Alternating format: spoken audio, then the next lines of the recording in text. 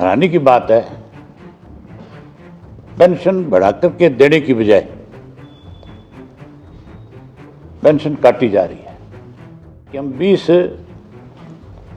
फरवरी को पंचकुला में इकट्ठे होंगे। प्रदेश भर के बुजुर्ग जिनकी पेंशन कटी है वो सारे आएंगे। उसके ऊपर मुख्यमंत्री अपनी तरफ से कल सफाई दे रहे थे, गोलमाल बातें करके कहीं ना कहीं अपने आप को इस बात से बचाना चाहते थे। सरकार की तरफ से जो बुढ़ापा पेंशन चौधरी देवीलाल जी ने बढ़ाई थी, उस बुढ़ापा पेंशन में अनेक शर्तें लगा करके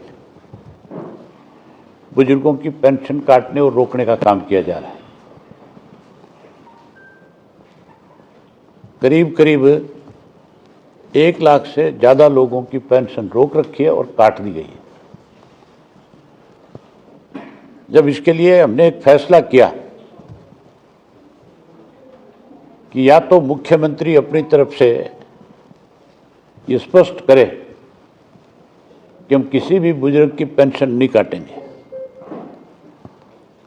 और उसके साथ साथ जो मुख्यमंत्री की घोषणा थी 21 अक्टूबर की कि हम 200 रुपये बढ़ा करके बुजुर्ग को 1 नवंबर से पेंशन देने का काम करेंगे। हैरानी की बात है,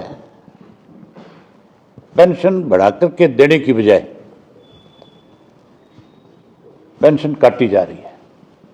1 लाख से ज्यादा लोग पेंशन से वंचित हैं। इसके लिए हमने एक फैसला किया है कि हम 20 फरवरी को पंचकुला में इकट्ठे होंगे। प्रदेश भर के बुजुर्ग जिनकी पेंशन कटी है वो सारे आएंगे और महामहिम को एक ज्ञापन देंगे, उन्हें एक मेमोरेंडम देंगे कि पेंशन बहाल की जाए और 3200 रुपये के हिसाब से पेंशन दी जाए। उसके ऊपर मुख्यमंत्री अपनी तरफ से कल सफाई दे रहे थे, गोलमाल बातें करके कहीं ना कहीं अपने आप को इस बात से बचाना चाहते थे।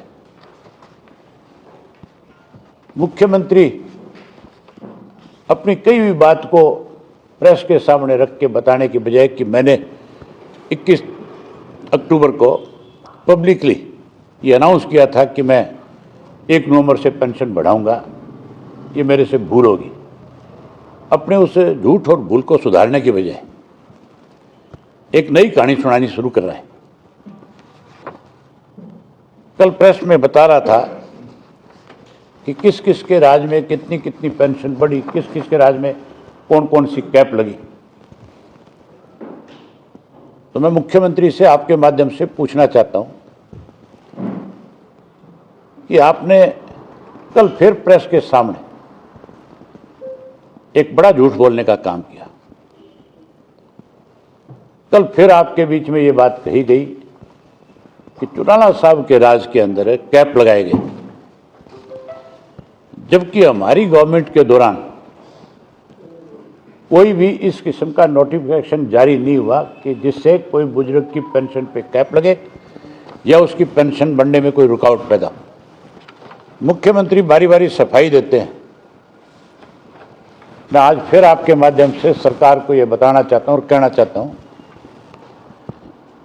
कि अगर आपने जो ये फैसले ले रखे हैं, जो आपने पेंशन की कटौती के अंदर जो शर्तें लगा रखी है, ये वापस करो और 20 तारीख से पहले पहले मुख्यमंत्री इस बात की घोषणा करो